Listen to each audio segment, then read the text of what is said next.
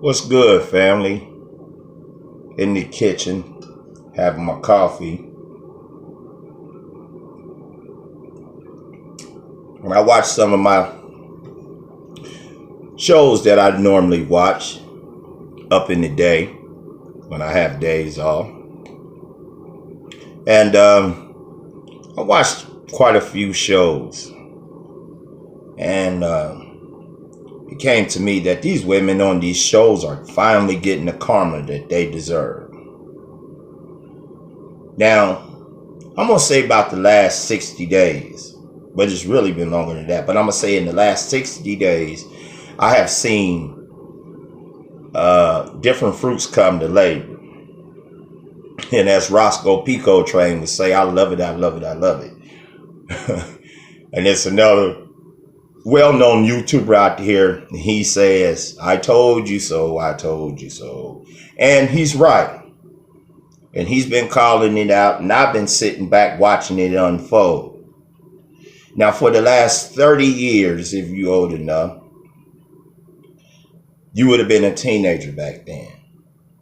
And you would have known about Sally Jessy Raphael, Jenny Jones, Ricky Lake, Oprah Winfrey Show, of course. And now you fast forward up to now, and you have shows like To Tell the Truth with Vivica Fox, The Real, The Talk, The View. And none of these women really be genuine on these shows. And they love it when someone else is in a messed up way. They want to, every chance they get, they shit on somebody who's having a hard time. See, you have to remember these people are rich, and they act like they forgot where they came from. And so every chance they get, they'll shit on someone, and particularly in black men. Now, I found it real funny this morning. I saw Wendy Williams. She was sitting up there talking shit about R. Kelly. And I'm thinking to myself, why? Why is she constantly doing that? Her house isn't even in order. The black man she needs to talk about, she doesn't even say nothing about it. Your husband went out there and had a love child on you, and you still can't nobody say anything about that. Oh, but they called her out in the segment before, and she was trying to give herself cover. I guess she was out somewhere, looked like a Costco. I don't know. She said it was 4 a.m, but she was looking crazy, which it doesn't take much for her to look crazy anyway. But she made an excuse for herself. What they expect me to have on, an after 5 gown? I don't even know why she said that. She made a living talking shit about people, particularly black people and black men. She got her karma though. Then I was watching the View, and I'm looking at Joy Behar and Meghan McCain. They was arguing. Now, anybody that knows anything about the McCains, you should know, because her father, rest his soul, but he voted against Martin Luther King being a holiday. Meghan McCain can be very condescending, and she can be very pushy, and she can be an undertone like racist, or she's one of those feminists that loves men, but whatever the hell you want to call her. I just know I wouldn't mess with her. But I found something that was interesting today, and when I witnessed her and Joy Behar was bumping heads, and I said, she's getting her karma. See, it's fine when people like Meghan McCain talk shit about black folks, or they talk shit about black men in particular, or men in particular, and then she gets covered. But see, she showed her hand today when she told Joy Behar, part of your job is to listen to me. See, she's one of those heifers that always has somebody listen to her. Everybody put shit in her lap.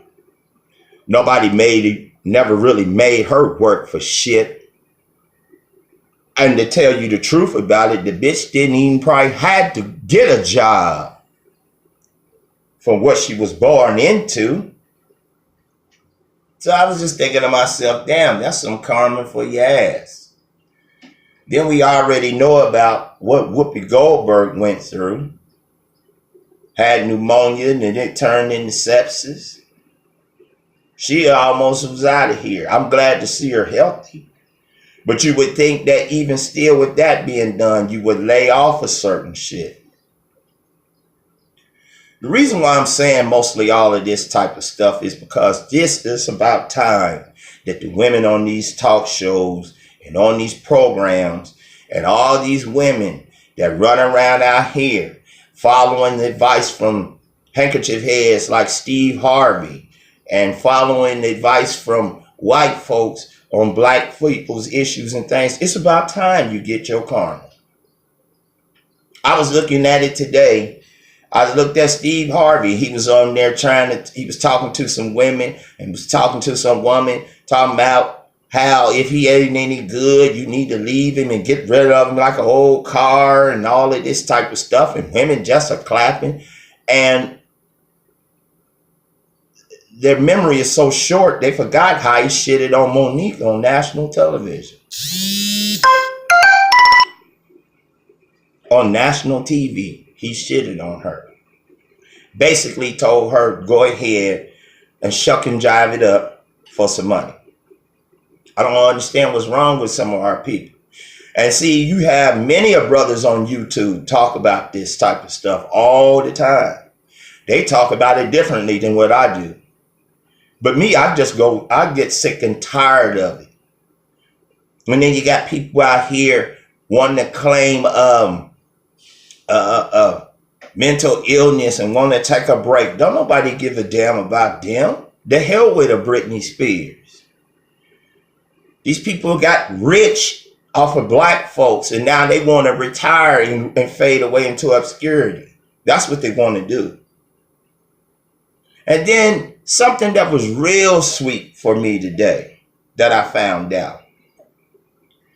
It turns out that Sharon Osbourne's son, Jack, I guess was at one of his coffee shops he liked to go to. A homeless man allegedly sucker punched him. Now, you and I both know that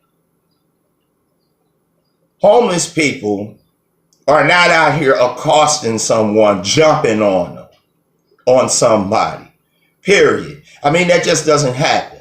I mean, back in my younger days, I did about a month or two, like in a man's shelter. I was in between. I was in a bad situation, and I got out, and then I had to get on my feet because I wasn't going to move back with my folks. So I did it my best way, and I got it out of the mud.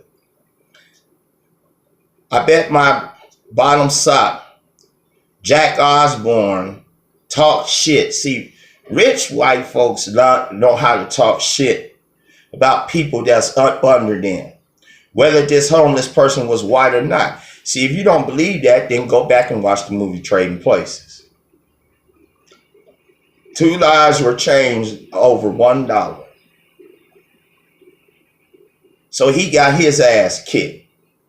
Then she was going on to say something about Ozzy Osbourne. Now, I guess all the drugs and alcohol that he did in the late 70s and early 1980s is catching up with his ass, because she was saying something that he had metal pins and stuff and he couldn't tour anymore. Look, Ozzy Osbourne's like, what, damn near 70 years old? Why is he out there still going on tour? They wanted the first original reality shows that was on television.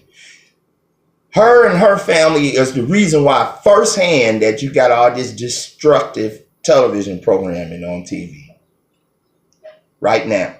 It started off like Real World. Then it was the Osbournes, I believe. Then Gene Simmons, Family Values. And then after them 3 shows, it just went to shit. Then she turns around and shits on people on these shows when you was a badass fucking parent. And then you up there about to cry. Then after all of that, here come Nene Leakes on the show with a fucking blonde wig way down here. And Sharon looking at her talking about, oh, you just light up the room. You just electric. And everybody clapping. And you people, you black ladies should be ashamed of yourself for subscribing to this shit. Stop upholding it. But you don't want to listen to brothers like me. Or you don't want to listen to the brothers that are way smarter than I am. Or have a way bigger platform. But we all saying the same thing.